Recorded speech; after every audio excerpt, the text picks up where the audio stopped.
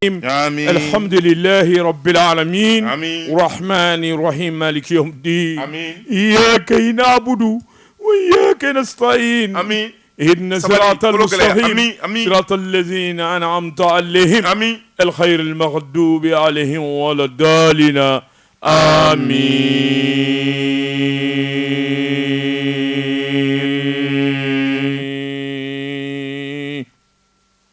Josi Sedou. Ne. Josi Sedou ka do biye juma ye. Sigei. Biye lahoro madonye. Chapa. Ala. Ale ɲinini n'a batuli n'a deli an daraw de kama jinɛ wurudane mɛlɛkɛ ani buna adamaden journaliste Seydou don o don n'i y'o y'i ɲɛna i dara ka sɔnna ka wuli Journaliste k'a dɔn i kan ka Ala barika da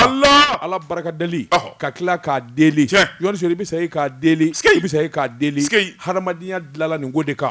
Journaliste k'a dɔn subhanahu wa ta'ala ko ale de ye masa ye fonisire ale de ye masa ye ale kelen ale de ye masa ye a bɛɛ bɛ bɔ ale de la a bɛɛ bɛ taa Journaliste k'a dɔn ale deli a ti fɛn bɔ Ala ka alaya la Journaliste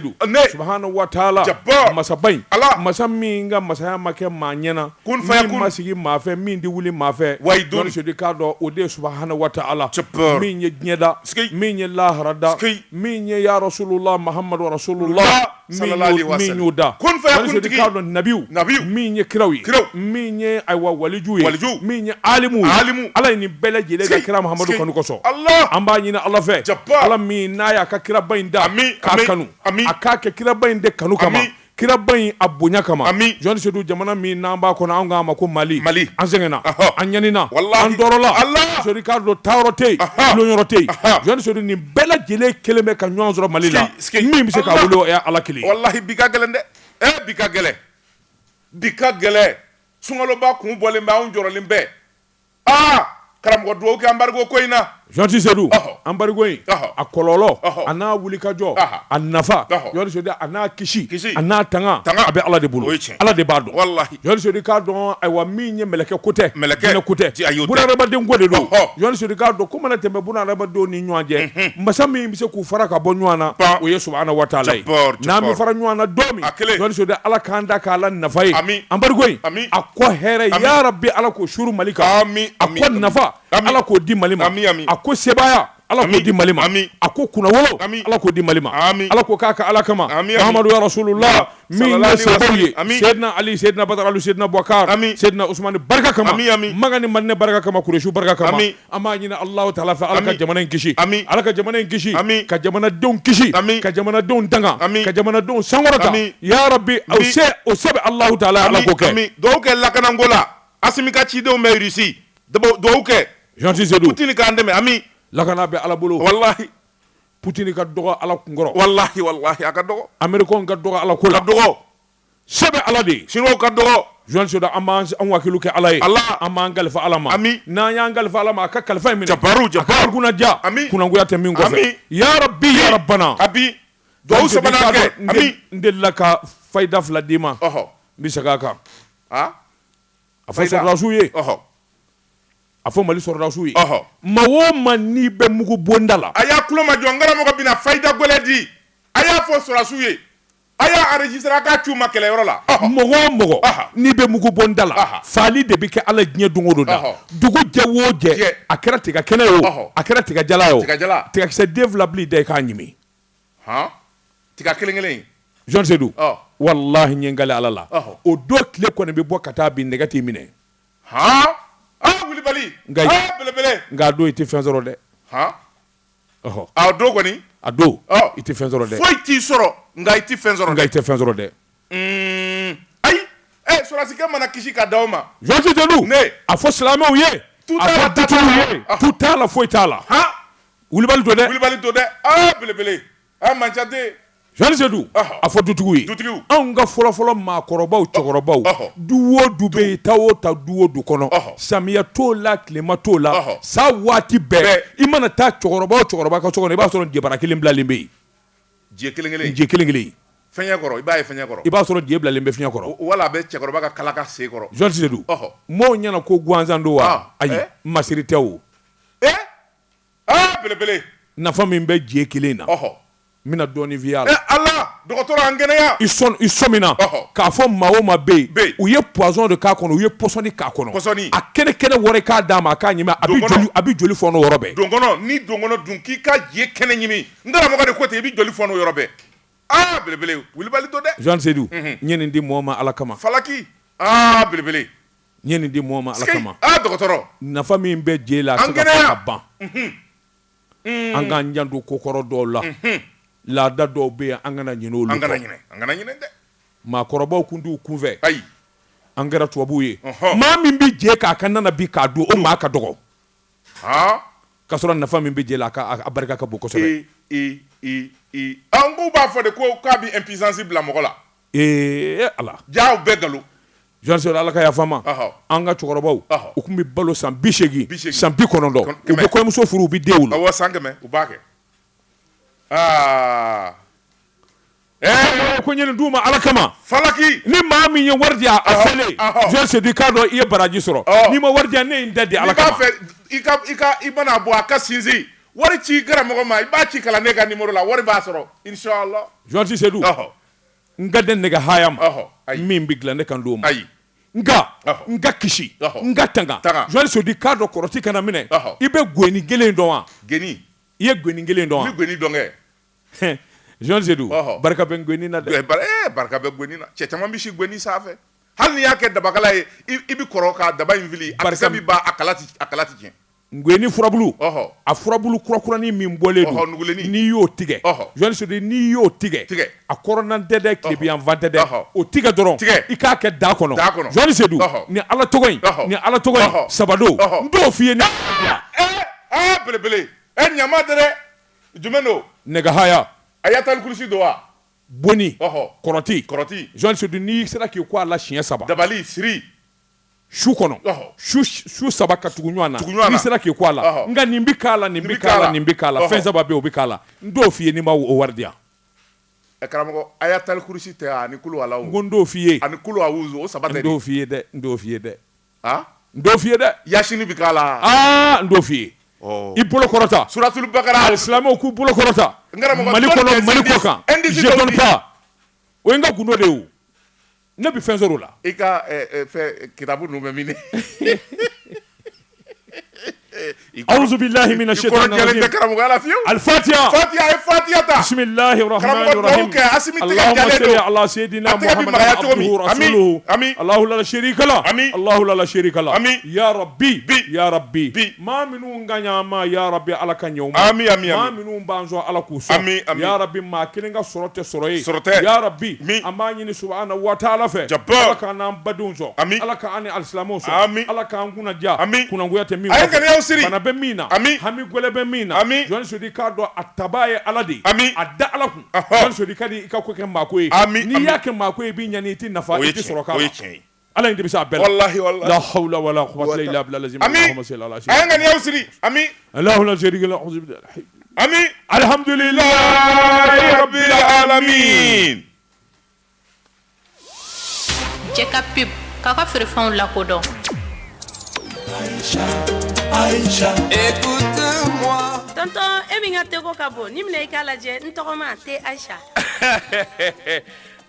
Aïcha.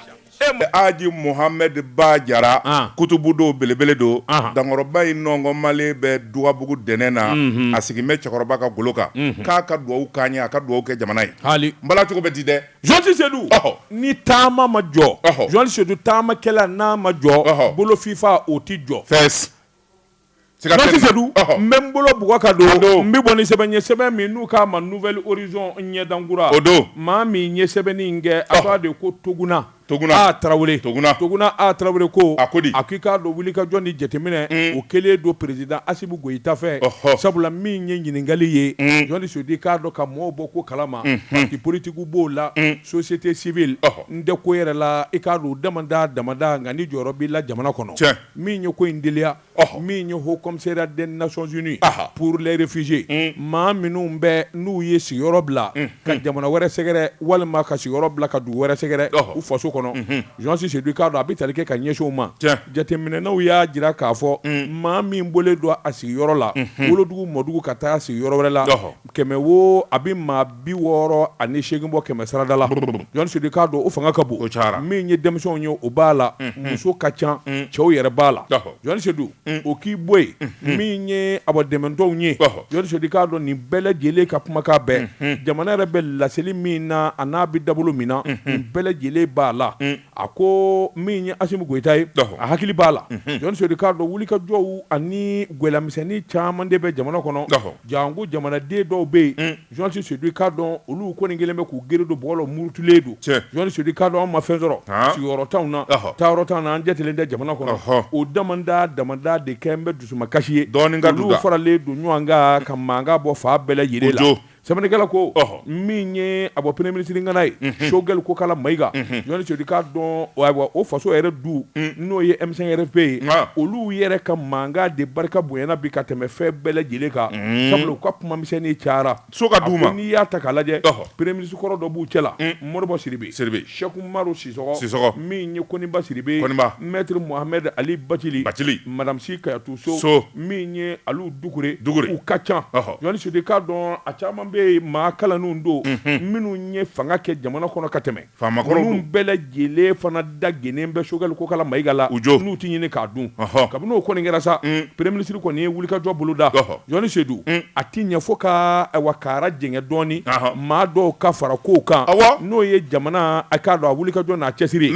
i n'a fɔ u ka gɛlɛya bɛ Choguel de nɔfɛ Jean-Claude Seydou k'a dɔn Choguel kɔni o b'a nɔ na Jean-Claude Seydou k'a dɔn Choguel ye wulikajɔ ni cɛsiri min kɛ Asimu b'a dɔn Jean-Claude Seydou k'a dɔn n'a ma ɲɔ kɔ o tuma an na dayɛlɛ dayɛlɛli in de kɔni kɛ n bɛ sababu ye président yɛrɛ ni maa caman ka kuma bi Jean-Claude Seydou k'a dɔn sabula assise nationale min kɛra o fana y'o kofɔ CEDEAO ka gɛrɛndɛba in Jean-Claude Seydou hali ni dayɛlɛla sa o fana bɛ se ka kɛ sababu ye min kɔni b'a to n k'i ɲininka nafa caman ani nɔgɔya caman bɛ na yɔrɔw ka ca o min ye conseil national de transition CNT o bɛ yen dɔw bɛ se ka don yen Jean-Claude Seydou k'a dɔn i tɛ se ka kɛ conseiller ye sɛbɛnnikɛla ko maa 121 de bɛ yen a bɛ se ka taa fo maa 147 o k'i bɔ yen minisiri so ye 20 ani kɔ ye Jean-Claude Seydou k'a dɔn a bɛ se ka walagata ka taa hakɛ min ka d'an ye Jean-Claude Seydou hali n'i ma kɛ minisiri ye minisiri délégué o na d'u ma ou bien ministère kunkurunin ka dɔ tigɛ ka morceau ni di bɛɛ ma mankan ka suma kɛlɛ ka kɛ Asimu Goyita ye maa hakilima ye denmisɛnnin min don ani galabu bi ɲɔgɔn na Jean-Claude Seydou sɛbɛnnikɛla ko nin ko in kɔni bɛ sen na a bɛ wuli ka jɔ bala u k'a teliya don nataw kɔni kɔnɔ i kana siga n'i y'a mɛn k'a fɔ dɔ farala minisiriw jɔyɔrɔ kan walima maa minnu bɛ kɛrɛfɛ mɛriw la n'u ka kuma misɛnnin cayalen don n'i y'a mɛn k'u welela ka dɔɔni galifu ma a ka n'i dabali ban min ye jamanakuntigi yɛrɛ ye i k'a dɔn ani Choguel bɛɛ n'a kan u kumana Jean-Claude Seydou k'a dɔn min b'a to hakilina caman bɛ ɲɔgɔn sɔrɔ nin kun ye sɛbɛn ye an ye min bɔ Nouvelle Horizon kɔnɔ ɲɛdankura sisan an ye ɲɔgɔn ye an bɛna an ka CVw labɛn cadre mɔgɔw cadre d'échange mɔgɔw an b'an ka CVw labɛn sisan e ko CNT ni gouvernement an bi don a bi don Maliko don bi ko maa bila donni na o nka an bi don san 30 a bi ko kelen la ayi o ni nin tɛ kelen sa o ni nin ye transition de ye zeni an bi don a ye don a ti fa o an bi fa zeni ayiwa bisimila dabatungana ne min tɛgɛ don o bi kɛ kɔni sɛbɛn ye an ko min ma la révélation ko dogolenw k'u da kɛnɛ kan Jean Baptiste Satono nin y'a ka sɛbɛn ye Jean Baptiste Satono ko a ko fɛn min ye ko dɔ ye a ka gɛlɛya wa gɛlɛya wɛrɛ b'a kɔfɛ o ye mun ye embargo min n'a dalen bɛ Mali kan fɛn min ye Mali ye sɔrɔba de kɛ kɔɔri la n'Ala ma ja kɛ embargo in de bɛna kɛ ko in fiɲɛ ye sabula maa minnu ye wulikajɔ ani jija kɛ jamana kɔɔri ko a ka se ka wulikajɔ kɛ kɛlɛw u ye sira minnu sira ninnu kɔni sababaw tɛ sɛbɛnnikɛla ko a ko n'i y'a ta k'a lajɛ fɛn min ye Mali ka kɔɔri a donnini ka fɛn min ye diɲɛ seleke naani usine baw sɛgɛrɛ sabula kɔɔri in di bayɛlɛma anw fɛ yan a sira teliman min nɔgɔyara sabula da bɛɛ lajɛlen tugulen bɛ o ye Nouakchott ye Mauritanie kaw fɛ yen sɛbɛnnikɛla ko a ko n'i y'a ta k'a lajɛ fɛn min ye Mali ye ka wuli ka jɔ kɛ ka Mauritanie port sɛgɛrɛ dɔ wɛrɛ tɛ an ka kɔɔri fanba de tun bɛ taa Côte d'Ivoire ni Sénégal fɛ olu kɔni CEDEAO ka danna juguya a n'u ka juguya kama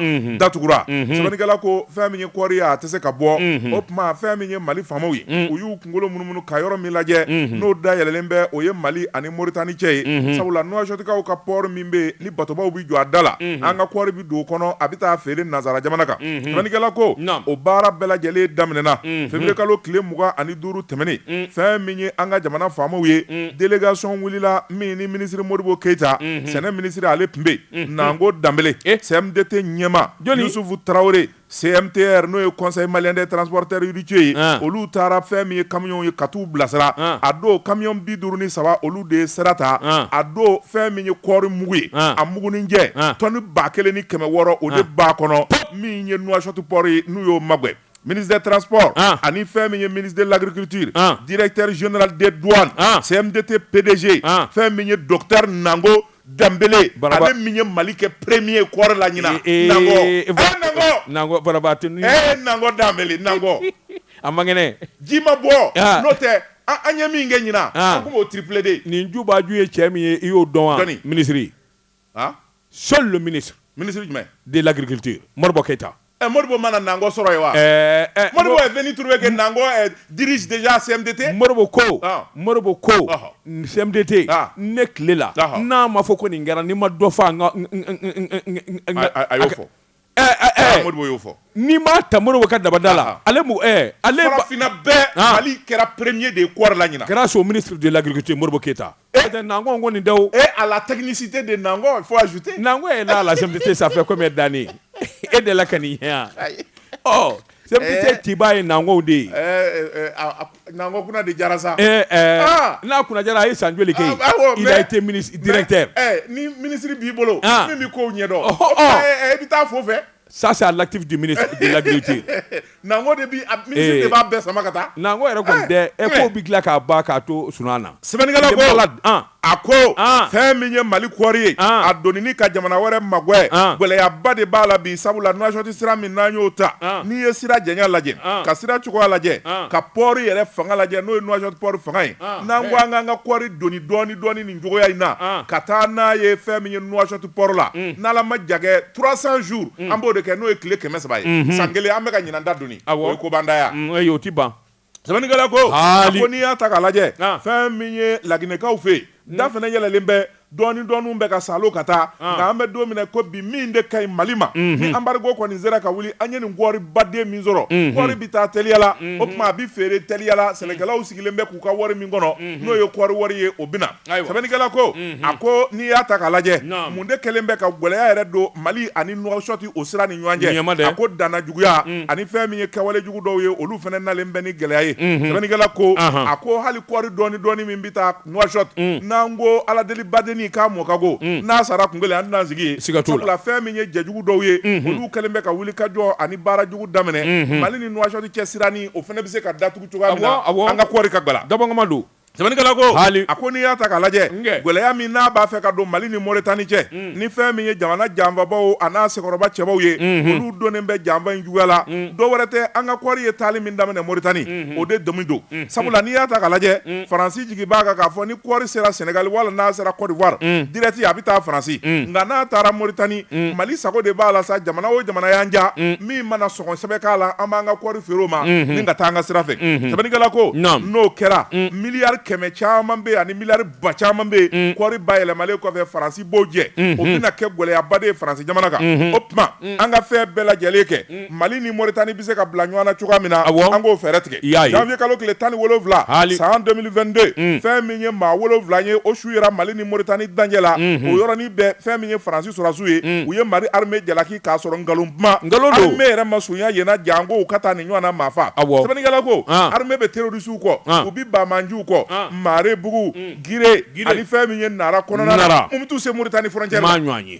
sɛbɛnnikɛla ko kalo do waati min ni bɛɛ diɲɛ bɛɛ kɛlen bɛ ka Mali janfa fo k'a tɔto Mauritanie ani Laginɛ ma CEDEAO kɛlen bɛ ka daw tugu an ɲɛ anw bɛ taa mun kɛlɛ tigɛ Mauritanie na k'a sɔrɔ an jigi bɛ Mauritanie kan sɛbɛnnikɛla ko a faamuyana janfa jugu ani wale jugu kɛbaa maa wɛrɛ tɛ Faransi ka service secrètw minnu bɛ yen n'u dogolen bɛ dibi la olu de b'u mɔmɔ ni fɛn min ye nin valiw ye ka t'o kɛ ka sɔrɔ ka nkalon da armée la sɛbɛnnikɛla ko a ko n'i y'a ta k'a lajɛ sanction minnu binnen b'a kan sanction illégale illégitime inhumaine sɛbɛnnikɛla ko n'i y'a ta k'a lajɛ ninnu kɔni ye ko ye komi n'u b'a fɛ ka Mali de kɔni a gɔn a kamana la sabula fɛn min ye u ka président kɔrɔ min n'o tɛmɛna ale de kun ni CEDEAO ka di nka maa min bɛ bi n'o ye Mohamed Ould Ghazouani ye ale ye maa hakili sigilen ye sɛbɛnnikɛla ko fɛn min ye Faransi ye a ye CEDEAO bila Faransi yɛrɛ ciden taara ka taa fɔ fɛn min ye Ghazouani ye a ye datugu Mali ɲɛ sabula anw bɛ fɛ ka juru cɛnɛ Mali kan de la Maliden bɛɛ lajɛlen kɔngɔ k'u fa walima u ka sɔn an da ma sɛbɛnnikɛla ko Ghazouani ban'o ma o tuma a banni min kɛra dɔgɔkun furancɛ in na tuguni maa 30 ni kɔ o su yera Mauritanie yan fan in fɛ RFI ani fɛn min ye France 24 ye u ye nkalon tigɛ tuguni k'a fɔ k'o ye Mali armée nɔ ye. U b'a fɔ u tɔ b'o kɔ sɛbɛnnikɛla ko o maa 30 ni kɔ faali yele fɛn min kɔni ye Mauritanie faamaw ye u dusu kasira o yɔrɔnin bɛɛ u ye Mali ambassadeur n'o ye Dibasi ye u y'a wele k'a ɲininka dalakan na kuma gɛlɛyara fɛn min ye jamanakuntigi ye n'o ye Colonel Assimi Goïta ye ko yɛrɛ gɛlɛya kojugu ale yɛrɛ ye communiqué kɛ ka kunnafoni di kɛ Mali ka ambassadeur min bɛ yen ka ɲɛfɔli k'o ye fɛn min ye Ould Ghazouani ye k'o yɛrɛ wele téléphone na k'a hakili fa k'a hakili sigi fɛn min kɔni ye Mali ye ko in ye Mali yɛrɛ tɔɔrɔ a ma da o dɔrɔn ma délégation ba de wuli bɛ bi min fana bɛ taa Mauritanie magwɛ ka taa ɲɛfɔli kɛ Mauritaniekaw ka masakɛ sɛbɛnnikɛla ko a ko fɛn min ye ko in ye a ɲɛ ka kan ka ɲini ji ɲɛma jɔlen na sabula Mali janfaba de ka ca bi n'a dɛmɛba ye a bi fɛn min ye fanga ye n'a yɛlɛmana transition rectifiée bandawo ka taa fara fɛn min ye Mokhtar Wani kan olu gɛnɛ k'u sen bɔ ko in na Faransi kɔni bɛ baara bɛɛ lajɛlen la n'a dɛmɛbaw Mali bɛ se ka bila a kelen na cogoya min na o tuma fɛn min ye an tɛgɛ jugu sago ye wulikajɔ ni cɛsiri de bɛ sen na min bɛ se k'a to bɛɛ ka na Malidenw fana k'a faamuya siya minnu bɛ yen n'u bɛ k'u den ka t'olu ka maaw fa k'o nkalon da armée la u k'a dɔn k'a fɔ nin tɛ Mali armée nɔ ye Mali juguyatɔ de don an bɛ se ka to an kelen na cogo min kunnafoni filɛ nin ye an ye min zalo ka bɔ la révélation ani le cika kɔnɔ u ka bi bɔli la Georges Sedou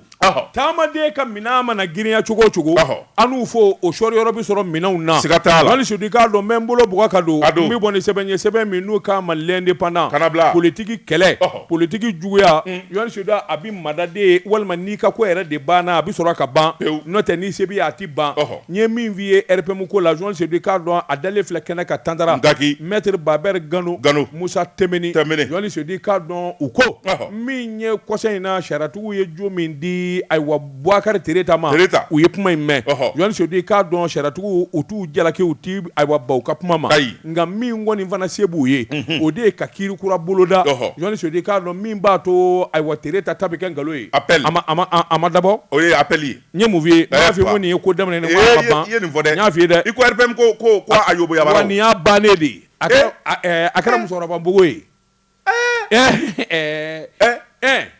ninnu bɛ taa parti ba in ninnu bɛ taa tila nin 77 députés ala ni IBK sababu IBK salen kɔni Georges Sedou nin y'a ko de bannen ye dimi min donna min na dimi min donna min na bɛɛ b'i ta sara sa maître Baber Gano Georges Sedou k'a dɔn denmisɛn don i k'a dɔn a ka wuli ka jɔ ni cɛsiri parti kɔnɔ o dɔnnen don wa jɔyɔrɔba yɛrɛ b'a la Georges Sedou k'a dɔn k'u ye min fɔ ni ka taa jalaki bi a tribunal la sariyatigiw fɛ yen o de ye Boubacar Tereta a y'i yɛrɛ nama dunna ni k'i yɛrɛ wele k'i yɛrɛ kɛ ɲɛmaa ye ka sin ka wuli ka jɔ boloda ten k'i yɛrɛ kɛ candidat ye k'a sɔrɔ parti yɛrɛ min ye ɲɛmaaya bulo ye a cilen kun don kabini octobre tile 23 san 2019 o waati ɲɔgɔn ye de kun kan ka kɛ ka bureau kura sigi ka hakilina kura bolo da Georges Sedou k'a dɔn dogo ni dogo bolo kan min ye Tereta n'a jɛɲɔgɔnw ye u labanna ka k'o bɛɛ lajɛlen bayɛlɛma sariyaw sɔsɔra bɛnkan min bɛ parti kɔnɔ a sɔsɔra o de la min ye Baber Gano ani Musa Temeniw ye olu ma sɔn Georges Sedou u ka ban u taar'o da bɔgɔ jeninen kan kiiri kun fɔlɔ kɔni kɛra a dajara Bukari Tireta la Jɔni Sedi k'a dɔn kiiri kɛra bulon min na bulon wɛrɛ b'o sanfɛ min ka girin Jɔni Sedi k'a dɔn u y'a jira sa k'a fɔ u bɛ t'u ta da o bɔgɔ jɛnnen kan sabula fɛn min fɔlen don ani min ni min kɛlen don Jɔni Sedi olu la i kana se ka i k'a dɔn u b'a dɔn n'u taara n'a ye sanfɛla la Jɔni Sedi k'a dɔn u bɛ u laban olu na jo sɔrɔ sɛbɛnnikɛla ko a ko i k'a dɔn nin ko nin ye gɛlɛya kun bɔlen RPM na maa tɛ min kun jɛ waati dɔn Jɔni Sedi sabula nin taa ka segin kiiri la Jɔni Sedi k'a dɔn a bɛ ɲumanw nege bɔ ɲɔgɔn na a bɛ parti yɛrɛ koya ɲɔgɔn ye minnu bɛ ɲɔgɔn fɛ kunun ko gundo caman laban de bɛna da kɛnɛ kan Jɔni Sedi o de bɛ kɛ sababu ye ka parti yɛrɛ dakolondi k'a filenkolondi sɛbɛnnikɛla ko a ko nin damanda de kɛra sababu ye parti caman bɛ yen k'u dakolo ci wa RPM yɛrɛ Jɔni Sedi k'a dɔn a tɛna o dan fiyewu sabula cɛ kelen min bɛ yen n'o tun bɛ se ka kuma u ni ɲɔgɔn cɛ a ye nin dabila nin di kɛ nin di fɔ bɛɛ lajɛlen ka jɛ o ye cɛ kelen ye n'o min ji dugara Jɔni Sedi k'a dɔn maa tɛ bilen min bɛ se ka RPM fara ɲɔgɔn kan i bɛ ka sara dɛ mais a denkɛ bɛ yen dɛ jɔnni Karimu bɛ yen Kaco Karimu a fa ka parti tɛ wa Allah il peut dire je veux plus ça il tape le poing sur la table justement n'a sɔrɔla tun bɛ jamana in kɔnɔ n'a sɔrɔla ko kun ye ɲɔgɔn sɔrɔ Jɔni Sedi peut faire quelque chose nka ale yɛrɛ b'a yɛrɛ ɲini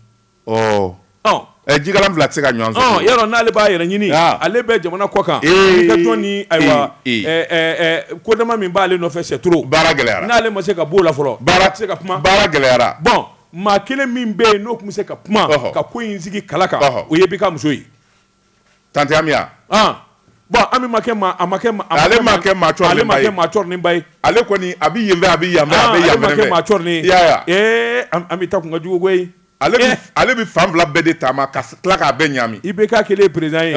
Ami ka association tuma min u tɛ ko la fɛn t'u bolo a taamana ka maa ma sɛgɛrɛ Agir ko ka dɛmɛ ni fɛn ɲini ni ma fɛn kɛ a kelen président n'a ye ko ɲumani dɔ la n'a ye i bɛ k'a fɛ yen e nana yan kunnadali dabɔra même le regard de Ami i b'a fɔ a t'i ban hali a bɛ mɔgɔ filɛ cogo min tu savais que cette dame là fɛn caman b'a kɔnɔ non moi elle m'a pas convaincu non a bɛɛ ma ban a bɛɛ bannen filɛ nin n'o tɛ n'ale kun kɛra maa ye maa ɲuman ye i b'a fɔ tanti lɔbɔ ɲɔgɔn ko Allah bilasira i b'a fɔ kana nin kɛ nin ye maakɔrɔ ye nin ye teri kɔrɔ ye nin kɛ tan wala hali cɛ dimine muso ɲuman cɛ dimine maa dɔ kɔrɔ i b'a fɔ karisa sabali sa wallahi ta karisa fɛ n'a kun y'o jɔyɔrɔ kɛ Jɔni Sedi bi maa min kun se ka RPM fara ɲɔgɔn kan o y'ale kelen ye lɔbɔ tɛ kuma cadre fɛ Mali kɔnɔ bi k'i tɛ sɔn a ta ma bɛɛ bɛ sɔn parce que a ma kojugu kɛ maa na a ma se maa ma a ma maa janfa a ma juru sara kɛ diɲɛ nin de ye dɛ diɲɛ nin ye Ahmed Jakite i tɔn ka Tezara premier min Jɛ ka pub k'a ka feerefɛnw lakodɔn nɛgɛ kanɲɛ 12 sera Bamako k'a fɔ jiginɛw ka bonyamasegi bɛ aw ye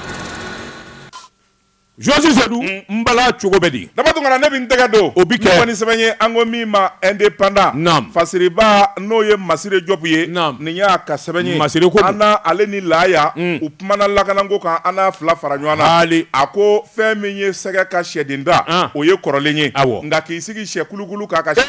o ye ɲɛdon ye o ye sɛtigi latigɛ n'a ye sɛbɛnnikɛla ko a ko fɛn min ye wulikajɔ ani janfa min y'an ka armée sɔrɔ Mondoro n'a jara a bɛ se fila sabula fɛn min ye chef d'état-major général Umaru Jara ale yɛrɛ ye wulikajɔ de kɛ fɛn min ye kɛlɛbolo ye u y'o wuli n'i y'a mɛn ratissage sɛbɛnnikɛla ko o ye kumajugu de ye armée la sabula fɛn min y'an ka jamana armée ye ni kura de fiyɛlen b'u la don o don u bi fanga kura sɔrɔ ni janfaba min n'a labɛnna diɲɛ seleke 4 kan ka na cun Mondoro sɛbɛnnikɛla ko maa minnu y'a kɛ ani minnu yɛrɛ a dingɛ kɔnɔna na a bɛɛ lajɛlen de dafirila bi Mali armée kunun ko fɛn min ye Bamanju ye u tun bɛna u ti armée la fɛn min ye tiɲɛni ye k'o kɛ ka minɛnw jɛ ka taa n'a ye ka segin ka t'u seginyɔrɔ la ko t'u sɔrɔ o kun ye kunun ko ye o banna colonel Sadio Kamara tile in na cɛ o cɛ kɔni n'i tura armée la an kɛra bala de ye sa ani juguni n'i magara na an b'i sɔgɔ n'a magar'i la an b'i sɔgɔ sɛbɛnnikɛla ko a ko n'i y'a ta k'a lajɛ fɛn min ye Mondoro ye maa minnu ye wulikajɔ ni janfa kɛ ka na bi Mali sɔrɔdasiw ka Mondoro a kelen de bi minnu bɔra kotora sabula fɛn min ye Mali cɛdenw ye u y'a bɛɛ lajɛlen nɔfɛ bɔ k'u bɛɛ lajɛlen ni kɛnɛ karaba u k'a kɛ misali ye sɛbɛnnikɛla ko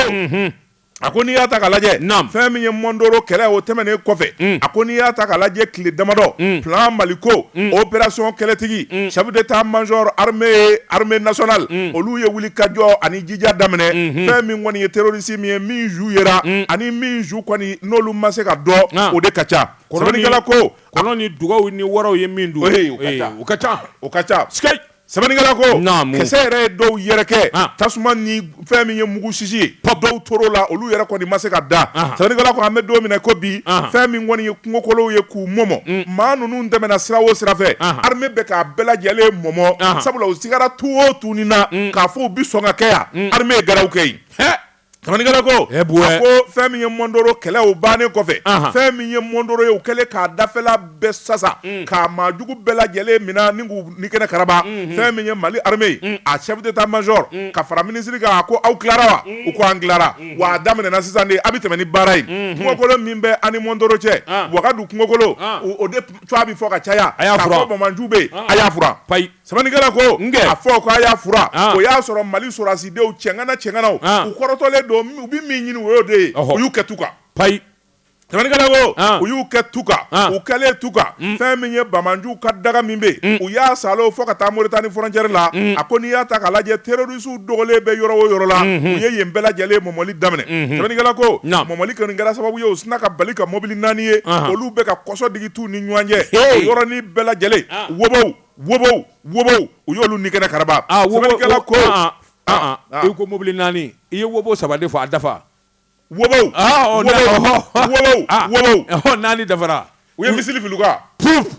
sɛbɛnnikɛla ko misili filil'olu kan olu minɛlen maa minnu bɛ yen n'olu bɛ kɛrɛda fɛ sɛgɛsɛgɛli u ye mɔmɔli kɛ maa damadɔ bɛ yen minnu kɔni ye Bamajuw ye olu yɛrɛ tun bɛ suna de la koyi u sɛgɛnnen mugu sisi ani mugu mankan olu panna ka wuli k'u b'i sentigɛ ta o y'a sɔrɔ goro u y'olu minɛ lahawla yagadi ye olu minɛlen a ko fɛn min kɔni ye an ka gendarme minnu bɛ yen olu dir'olu ma sɛbɛnnikɛla ko a ko n'i y'a ta k'a lajɛ fɛn min ye Nara secteur ye u nan'o mɔmɔ fɛn min ye jamanakuntigi ko maa kana bin maa kan nka maa o maa bɛ yen n'o ye tiɲɛnikɛla ni tɛgɛ kɛr'o kan a y'o minɛ sɛbɛnnikɛla ko fɛn min ye Wagadu kungokolo u y'u kunda Nara yanfan in kan o wojɛ kɔnɔna na fɛn min ye maa 18 Bamajuw la olu kɔni mugu filil'olu kan o dun tora yen u ni kɛnɛ karabara olu minɛlen kɔfɛ fɛn min y'u bolola marifa ye AK-47 u y'o 5 minɛ fusil de chasse u y'o dɔ minɛ o 5 lance roquette anti-char u y'o 1 minɛ sɛbɛnnikɛla ko fɛn min ye moto 5 ye o kɔni sɔrɔla k'a sɔrɔ o kɔni ma jeni o tuma fɛn min ye Mali sɔrɔdasiw y'u tɛgɛ da o kan mugujugu min n'u b'a don mobili tɛmɛntɔ ye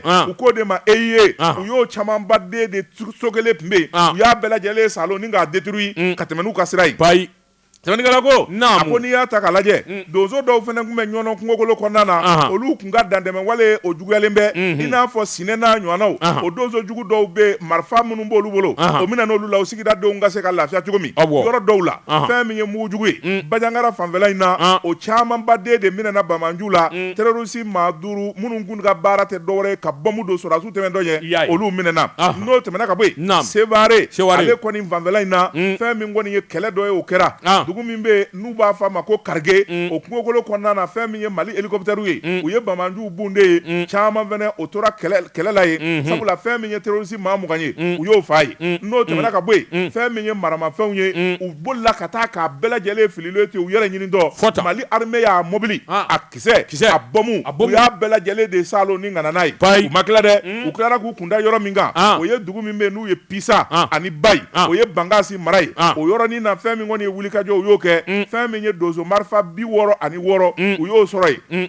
pistolet n'o ye AK-47 ye o 10 n'o tɛmɛna ka bɔ yen fɛn min ye mugu ni kisɛ camanba de min dilannen don bolo la u y'o minɛ yen mortier n'i y'a ta k'a lajɛ min bi kisɛ belebelebaw ninnu wili bɔmu ninnu wili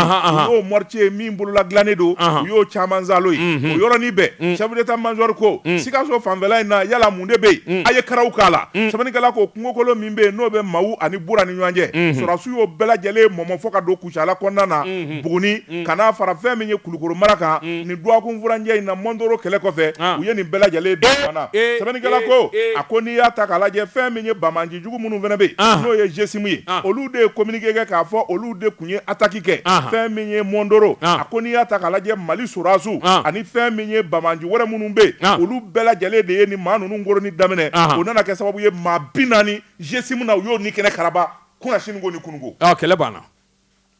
maba u ka ca koyi n ko ni tɔtu ka ca i b'a fɔ dide tɔtu la bilen o tɔtu la u b'u yɛrɛ ɲini bi sɛbɛnnikɛla ko a ko fɛn min ye Mali armée se b'an bolo bi fɛn min ye jamanadenw ye hakili sigilen bɛ Mali armée kunna wololen bɛ sabula colonel Asimi Goïta y'a bolo si yɔrɔ fɔ a ko baara fɛn o fɛn ka kɛ fɛn min y'a ka colonel cɛpasa ye Sadio Kamara a b'o wuli kajɔ la sabula fɛn min ye taama ani wuli kajɔ ni cɛsiri ye minɛn bɛ se ka di armée ma cogoya min na min bɛ se ka to u ja ka min kɛlɛ don o don u k'a se sɔrɔ sɛbɛnnikɛla k'o baara de bɛ sen na fɛn min ye diɲɛ seleke naani kɔlɔsilikɛlaw ye olu yɛrɛ ko kande minɛn ma u kande wari ma nka armée min n'a kolo ka gɛlɛ bi n'a ti sera kɛlɛ ɲɛ o de kun bolo kun sinen bɛ Tchad de ma Mali tɛmɛna Tchad la on est premier aujourd'hui l'armée la plus puissante de l'Afrique anw de don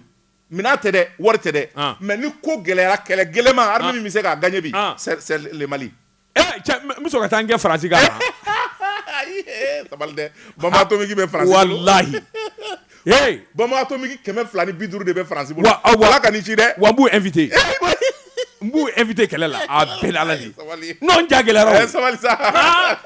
an ka taa dɔɔni dɔɔni ayiwa basi sɛbɛnnikɛla ko Wikajɔ maba dɔgɔkun furancɛ in na fɛn min ye colonel Sadio ye a taalen bɛ Russie tile 10 a b'o de kɛ Russie fɛn min ye avion belebeleba 2 bɛ yen ko min ma MiG 29 a taalen b'o nɔfɛ sabula marisikalo in na o kan ka na a ma da o dɔrɔn ma Wulikajɔ n'a bɔra Russie a bɛ taa Turquie u ko min ma drone de surveillance aérienne dernière génération turque a taa m'o de commandé bon i ɲɛ b'a la i y'a dɔn armée ko la bɛɛ bi tubabu bɛɛ lajɛlen de ka dɔnniya nka drone na Turkiw maa si t'olu ka diɲɛ bɛɛ an bɛ n'o dronew de bila Mali kunna sisan bisimilahi ale panna an b'i lajigin Mali jara o embargo in fusara ma dɛ a bɛ ɲɛnabɔ sɛgɛ bɛ ne na kɛ embargo in fusara ma i ye min fɔ a ka jugu sa n'o tɛ a ka di ne m'a f'i ye n ko sɔgɔsɔgɔ la bɔnɛ i y'a fɔ dɛrɛ i y'a fɔ kunnafoni filɛ nin ye an ye min zalo ka bɔ le soir de Bamako ani indépendant an y'u fila ci ɲɔgɔn na Joti Seydou maa min mana bolokuraya kelen sɔrɔ suruku la kan'a f'i ma fɛn sɔrɔ n bɛ n bolo bugɔ ka don n bɛ bɔ ni sɛbɛn ye sɛbɛn min n'u k'a ma aujourd'hui bi tile Joti Seydou k'a dɔn ŋanamu b'a don ɲɛ a dugusɛjɛ ye ko langolo min ye dugukolo ko kɛlɛ ye Joti Seydou an ka jamana kɔnɔ o ti ban nka n'i y'a ta k'a lajɛ maa fila ka t'i nɔrɔ titiri foncé kelen na dɔ ta ngalon ye Joti Seydou i k'a dɔn kiiri kura hakilina kura a janjo jara i k'a dɔn sarangosi sarana madame Sempara Joti Seydou ba muganzara i k'a dɔn muso min don a tɛ kɛlɛkɛ gansan a ka kuma ka ca nka n'i y'a ye kuma na fɔn fɔ la Joti Seydou i b'a sɔrɔ tiɲɛ b'a fanfɛ a sɛbɛnnikɛla ko a k'i k'a dɔn a bɛ ni ka waati jan bɔ sarangosi sara ani sangaw ka zu bi ɲɔgɔn na zu Tarawele i k'a dɔn dugukolo ko dɔ la Jelibugu la i k'a dɔn awɔ sirada la sans ni dugukolo ko kɛlɛ bilen Mali bɛɛ bi k'ale kelen da yan awɔ dɔw bɛ yen n'u ma sa u t'a dɔn koyi i selen sa dingɛ da la i bɛ dugukolo ko kɛlɛ non a t'a dabila abada a t'a dabila Joti Seydou sɛbɛnnikɛla ko min ye Abuwa Kasimu Tera ye a ko wulikajɔ bolo kan jateminɛ bolo kan sara ni Sanzu o ye ɲɔgɔn sɔrɔ nin dugukolo in na Joti Seydou k'a dɔn a maa fila bɛɛ lajɛlen ko titiri fossé b'a bolo Joti Seydou bɛɛ lajɛlen bara k'i ka titiri jira sɛbɛnnikɛla ko i k'a dɔn u taara kiiri bulon fɔlɔ la min ye wulikajɔ ni cɛsiri ye kiiritigɛlaw ko nin ko in bi danga min na bɛɛ k'i jɔ an kana yɔrɔ suma k'a lajɛ tiɲɛ ni nkalon n'an y'a bɔ ɲɔgɔn na tuma min kiiri bi tigɛ Joti Seydou k'a dɔn Sanzu ale ka dugukolo ŋanamu ko maa donnen don la Mali kɔnɔ harab a sina k'i kɛ yɔrɔ in jɔli ka ten Joti Seydou a bara ka yɔrɔ jɔ cogo min su t'o la tile t'o la ale kɔni bara k'a dasi siman bi nɔɔni bɛlɛ bi to cɛnjɛ bi na siman kɔni bi jigin cogo min a bi jigin ten sɛbɛnnikɛla ko sarangosi sara a hakili sigilen don i ko ŋɔmijirana mɔden sabula a b'a dɔn kiiritigɛlaw mana se k'a ɲɛ sɔrɔ don o don i k'a dɔn a ka tiɲɛ ye min ye o bi segin a ma Joti Seydou k'a dɔn don dɔ la min ye sariyatigiw ye ani géomètres olu farala ɲɔgɔn kan ka na yɔrɔ suma k'u bɛna yɔrɔ lajɛ i k'a dɔn titre foncier yɛrɛ min bi ko fɔ ka se k'a ko lajɛ u ni avocat Jean Sedi Cardo o y'a sɔrɔ sanzu haraba a t'an bɛ gardiw caman ta ka na yɔrɔ kɔlɔsi ale de ka yɔrɔ don Jean Sedi Cardo a donnama in kama gardiw ma sɔn maa si ka gɛrɛ i kiiritigɛla o i avocat o i géomètre o Jean Sedi Cardo awa mina dun bɛ géomètre bolo u bɛ se k'u tɔɔrɔ ja fɛ ka ko bɛɛ lajɛlen sidɔn journaliste Seydou min ye lamini ye u nan'u jɔ ka minɛnw k'olu banba minnu bɛ taa fo kabakolo la n'o ye GPS k'o fili ka taa Seydou y'a fili ka taa k'a mɔmɔ ka na k'a fili ka taa k'a mɔmɔ ka na sɛbɛnfura fila ye ka sin k'a da kɛnɛ kan Jean Sedi Cardo Sanzu ka titre foncier o tɛ hali Jelibugu la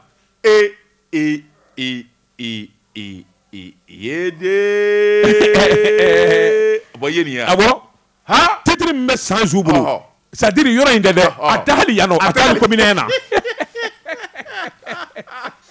i ye problème ya ayi Sanzu dugukolo ko nege bi da yɔrɔ min u ka Kidali région d'a ma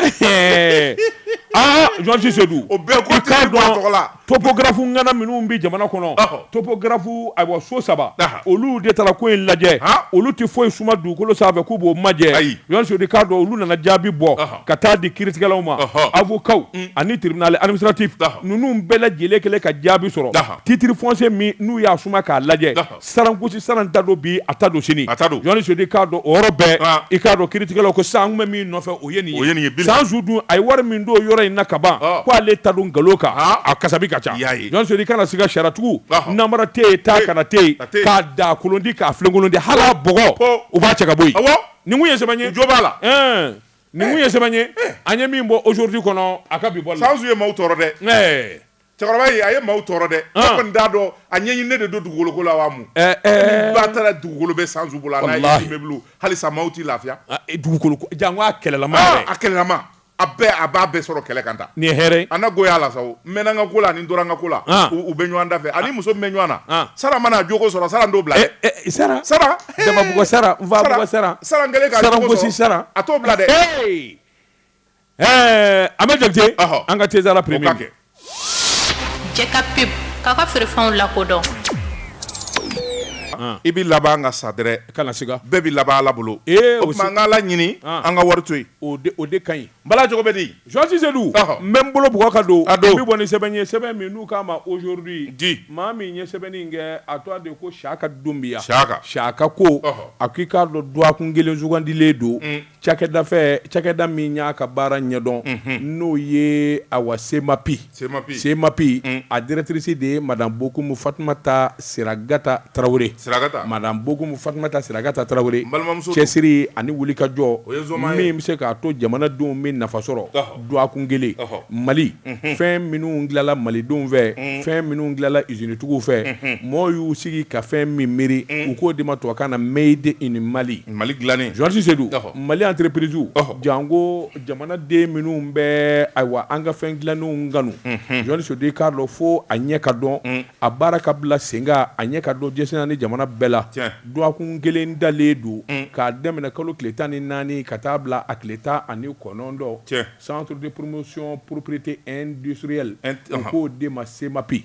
Jean Seydou munna nin duwakun kelen bɛ sigi sen kan a ko n'i ye madame Bokumu Fatumata Siragata Traoré a ka jaabi ta ale min ye directrice générale ye a ko a dɔn dɛ Jean Sedi Cardo mɔgɔw de b'u sigi ka miiri kɛ ka taasi kɛ ka fɛn dɔ dilan min ye feerefɛnw ye walima minfɛnw Jean Sedi Cardo olu de y'a ɲini u hakili la k'a dilan Jean Sedi Cardo a dilanlen kɔfɛ a bi kɛ wasa ye a bi kɛ ayiwa i k'a dɔn bɛɛ lajɛlen ni ka fɛn ye Jean Seydou f'olu ka kɔlɔsiden ye olu ka sɔrɔ ka bonya sabula maa minnu b'a a fɛn fasɔn san maa minnu y'a dilanbaw ye i kɛra entrepreneur ye o i kɛra usine tigi ye o Jean Sedi Cardo a ko in donnen tɛ kosɛbɛ i ye diɲɛ fɛn o fɛn b'i kunkolo la o y'i halala de ye Jean Sedi nka kɛcogow de b'a la ani taabolow de b'a la n'i m'olu matarafa bɛɛ i k'a dɔn maa jugu bɛ t'i bin kan walima k'a kɛ bɔsindigi la ye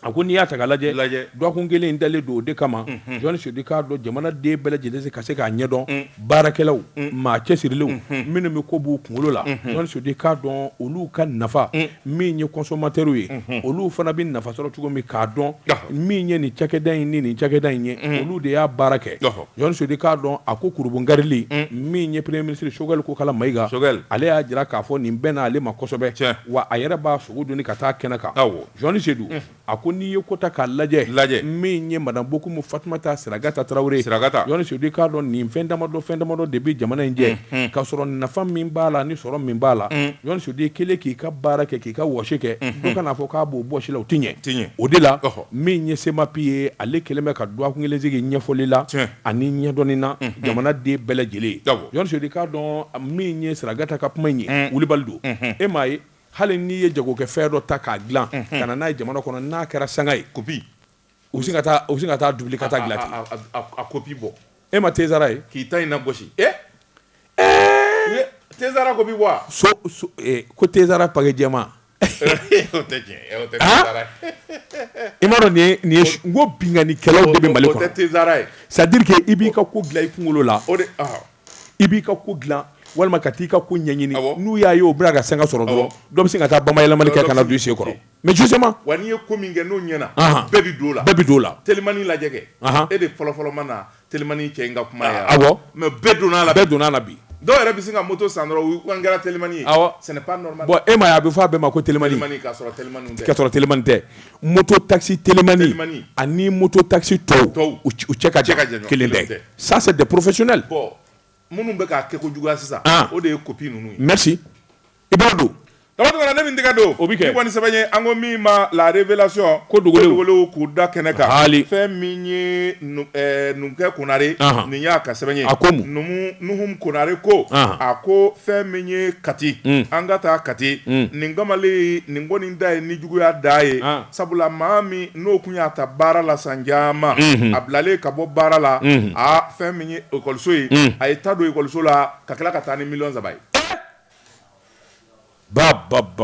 ni juguya da ye Nuhum Konare ko a ko fɛn min kɔni ye lycée dɔ bɛ Kati lycée privé Primo El Primo Kati fɛn min ye février kalo tile 27 na tile 28 ta wulila sufɛ fɛn min ye lycée kɔnɔna na a ko fɛn min ye nin tasuma in ye a ɲɛ ɲinina tasuma bɛ se ka wuli lycée la cogo jumɛn na taji tɛ kuramayɔrɔ tɛ fɛn tɛ min bɛ se ka na ni tasuma ye o tuma a ɲɛ ka ɲini sɛbɛnnikɛla ko fɛn min ye lycée promoteur ye n'o ye a ɲɛmaa ye ale taara ka taa plainte don Kati commissariat la commissaire divisionnaire Sori Ibrahim Sangare n'a ka cɛdenw olu ye wulikajɔ daminɛ brigade de recherche olu nana kɛnɛ kan sɛbɛnnikɛla ko u nana jateminɛ kɛ fɛn min kɔni ye ni maa ninnu ye a ko n'i y'a ta k'a lajɛ maa dɔ de bɛ yen min kɔni ye fenêtre de dakari diyagoya ka don u y'o nɔ ye sɛbɛnnikɛla ko u donnen y'a sɔrɔ tasuma donnen bɛ lycée la nka tiriwari n'i y'o lajɛ i b'a ye dɔ y'o forcer diyagoya k'o dayɛlɛ wari min bɛ yen CFA wari miliyɔn 3 ani 36,000 bɛ o talen bɛ a taara n'o ye sɛbɛnnikɛla ko a ko fɛn min ye direction ye a minɛn caman bɛ yen minnu ye minɛn nafamaw ye a bɛɛ lajɛlen de jenina kalan bɛ kɛ ni fɛn o fɛn ye ko minɛn nafama don a fauteuils armoires ni fɛn o fɛn bɛ yen tasuma de donna a bɛɛ la k'a bɛɛ jeni min yɛrɛ y'a la gɛlɛma ye ekɔlidenw ka dossier ani fɛn min ye ekɔlidenw ye u ka matériel fɛn o fɛn bɛ yen n'o ye nafama ye tasuma ye nin bɛɛ lajɛlen kɛ boliya ye sɛbɛnnikɛla ko a ko tiɲɛni in kɛlen kɔfɛ maa min bɛ yen n'o siga kɛr'o la o de tun ye gardien yɔrɔ in na o tuma a ye gardien kɔrɔ in a y'a wele ka na sabula ale bilara ka bɔ baara la a ma mɛn min bɛ se ka to ko ɲɛ ka ɲini sɛbɛnnikɛla ko a ko fɛn min ye gardien ye a y'a ɲini ka na a bɛ si yɔrɔ min na pulukusun a tɛ yen o tuma u y'a ɲinini daminɛ maa dɔw kɔni y'a jira k'a fɔ fɛn min ye Segu mara ye a ye yen magwɛ Segu ni Tomiya ni ɲɔgɔn cɛ u taara ka taa tɛgɛ k'a kan yen ŋami sabula fɛn min ye brigade de recherche o ka ɲɛmaa dɔ bɛ yen n'o ye Abibu Jakite Abibu Jakite kɔni o ye wuli ka jɔ k'o yɔrɔnin bɛɛ ni ka taa a sɛgɛsɛgɛli kɛ sɛbɛnnikɛla ko fɛn min ye maa in ye a kun si yɔrɔ ye yɔrɔ min ye n'o ye Kati Tubana ye olu kɔni y'a jira k'a fɔ kamalen kɔni tununa olu kɔni sigara a fɛ a balila ka tunu olu ma ko foyi faamuya sɛbɛnnikɛla ko ɲininkali busamisɛn ganna la a ye jɔnwala fɔ a ko ale bilara ka bɔ baara la ko o ma diya ale ye sabula ale kɔni bolo nin baara yɔrɔ ale dɔrɔn de n'a ka kan o tuma i ye nin fiɲɛ ni nin fiɲɛ in kɛ baarakɛyɔrɔ ɲɛmaa la a y'i bila o de kama yala o ye tiɲɛ a ko ye tiɲɛ ye ale ye fili caman kɛ o tuma wari min n'i y'a ta 1,3 a bɛ min 1,3 u y'a mɔmɔ k'a mɔmɔ foyi ma sɔrɔ a kun 500 kɔ u k'a bugɔ fo k'a fa ka wari tɔ minɛ sɛbɛnnikɛla ko a ko n'i y'a ta k'a lajɛ fɛn min ye gardien a tɔ de S Kulubali ye S Kulubali a kɔni jɔnna ko in bɛɛ lajɛlen la a ko fɛn min kɔni ye 500 ye a y'a jira k'a fɔ o kɔni o bɛ yɔrɔ dɔ la nka a yɛrɛ mɔmɔlen o yɔrɔnin bɛɛ wari min sɔrɔla a ko 20 dama don o tuma a tɔ 500 a y'o yɔrɔ fɔ u taar'o ta sɛbɛnnikɛla ko a ko fɛn min ye moto dɔ ye n'o ye moto kura ye a kɛlen bɛ k'o sa a kɛlen bɛ k'i nu da o la fɔ tumi yan a ɲininkale ko munna ko a ye nin kɛ a ko école promoteur dimiya de kuma la k'ale nin kɛ de ko pour que k'i dimi bɔ ale a b'a si kɛ kaso la awɔ a ko san 6 ale bɛ baara la école in na o nana ale banamana bila nin jogo in na ta o kuma k'ale y'o kɛ ko pour que k'a dimi bɔ sɛbɛnnikɛla ko a ko n'i y'a ta k'a lajɛ fɛn min ye sariya ye maa si t'a ni sanjɛ fɛn min kɔni ye nin ko in ye a ko kɔni bɛ sariyatigiw bolo an bɛ don min na ko bi sabula fɛn min ye gardien n'o ye S Kulubali ye n'i y'a mɛn tubabukan na mandat de dépôt u y'a bila o la fɛn min ye Kati kasobo ye u taara ka taa datugu ye yen kaso ka jugu dɛ Kati kasobo ma ɲi dɛ kunnafoni filɛ nin ye an ye min zalo ka bɔ la révélation kɔnɔ ko degelo k'u da kɛnɛ kan Jean Tisetu waati n'a ka waati ma se bita an b'a bila Jumanata waati sera e ko mun Daba Tunkara fɛn min y'an baarakɛɲɔgɔnw ye Fuseni